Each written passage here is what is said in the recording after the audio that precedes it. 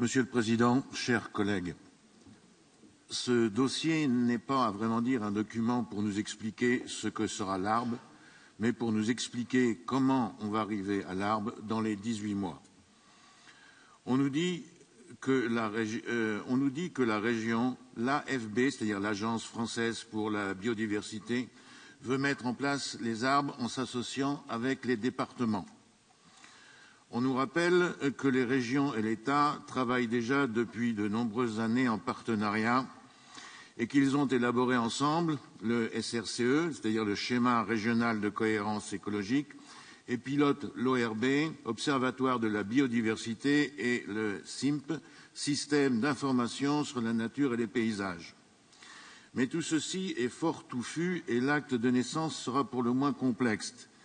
Il faut dire que dans les milieux de l'écologie et de la biodiversité, les associations, organes et organismes sont légion. Néanmoins, voici une liste non exhaustive des organisations qui se sont réunies pour créer l'ARB à partir de l'écopole.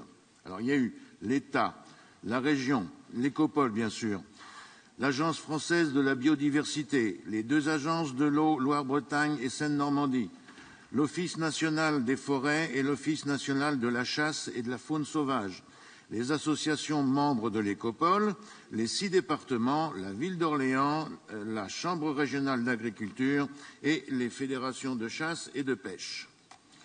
Nous avions déjà exprimé nos craintes à ce sujet lors de la session plénière du mois de mars. La peur d'assister à l'émergence de nombreux comités Théodule, commissions, colloques, etc.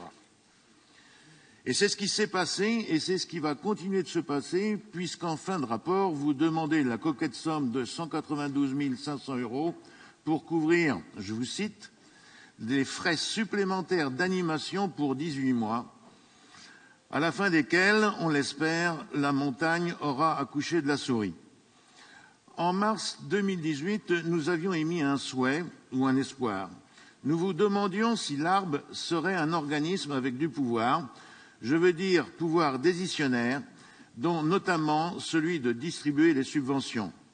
Et comme avec tout pouvoir vient la responsabilité, aura-t-elle le pouvoir de contrôle et surtout celui fondamental d'initier et de créer et de contrôler les projets? J'insiste sur le mot contrôler. Pour une fois, dans ce rapport, la réponse est nette quant aux subventions. Non, l'ARB n'a pas vocation à attribuer les subventions.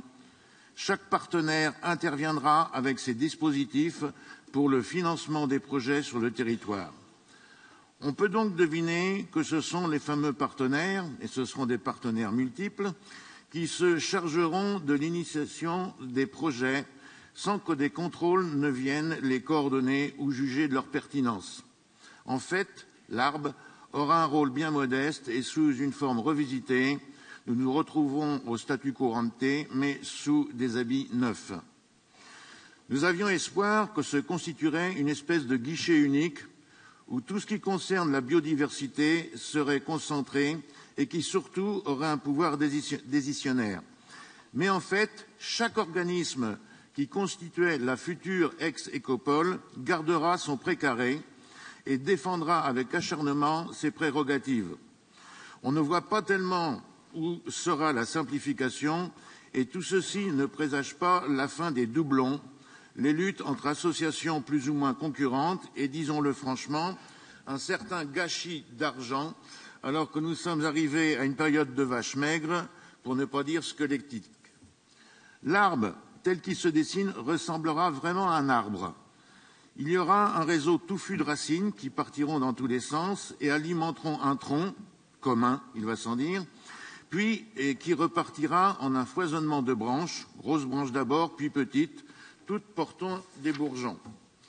L'image peut séduire, mais il ne faut pas oublier qu'en mars, vous aviez dit, la région est depuis la loi NOTRe le chef de file de la biodiversité. Elle a la responsabilité de mieux organiser le paysage des acteurs de la biodiversité pour qu'ils gagnent en efficacité. Pour ce que nous en voyons actuellement, s'il peut y avoir une centralisation des connaissances et un rôle de maître d'œuvre, ce qui est une bonne chose, il n'y aura pas de simplification, pas d'économie, pas de meilleure organisation. Il y aura un arbre avec des racines tentaculaires, un faible tronc et un grand étalage de branches diverses et variées, et malheureusement aussi beaucoup de parasites. Je vous remercie.